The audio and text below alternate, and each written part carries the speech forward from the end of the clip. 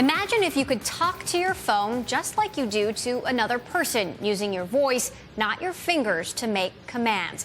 That's the promise behind a company called Siri. Apple bought Siri last year, and it has observers wondering how Apple will integrate artificial intelligence into the iPhone. There have been a number of reports that Apple is closely working with another speech recognition company called Nuance as well. Gary Morgenthaler is a partner at Morgenthaler Ventures.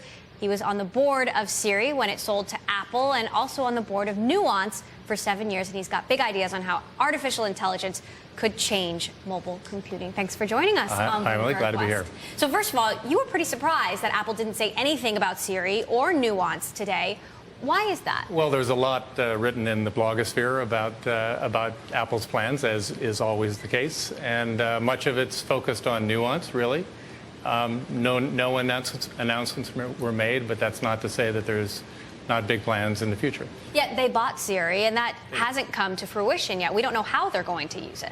Not everything comes out in 12 months after acquisition. So what is possible if these technologies are integrated into the iPhone? What do you see as the kind of iPhone or smartphone of tomorrow?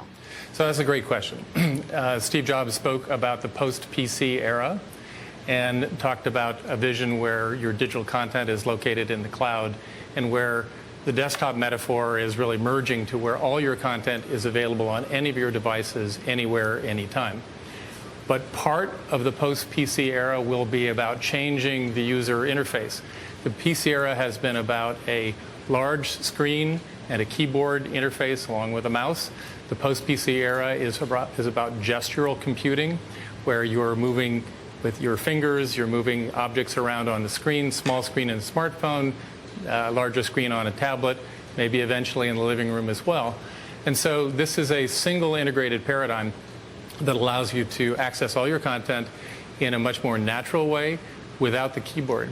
Bear in mind that a keyboard is very awkward for thumb typing, and it's a very small screen on a smartphone to get a lot of content. And your idea is that we'll eventually be able to speak to our phones, right? I mean, what are the implications of that? So the implications are that instead of having to jump through 3, 4, 5, 6 screens to get to the content that you want on a PC and to effect a transaction, you'll be able to speak exactly the transaction that you want.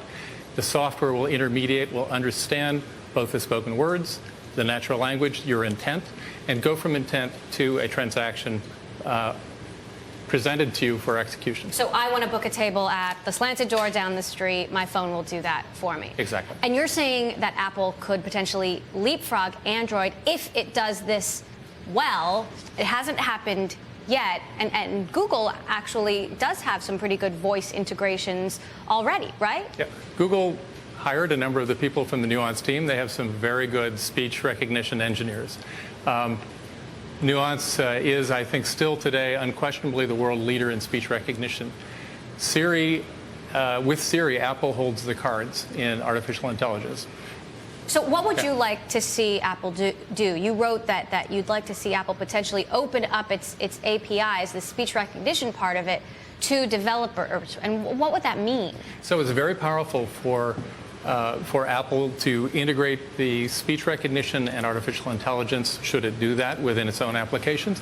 But it's much more powerful for Apple to make that capability available to its 100,000 plus developer community, and make that available for all developers to use that capability, both speech recognition and artificial intelligence. So that would mean all of these applications would be able to use that, right? It didn't happen today.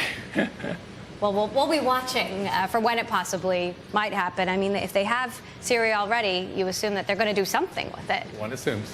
All right, Gary Morgenthaler of Morgenthaler, thank you so much for joining us. Great to have your insight on the future of the iPhone.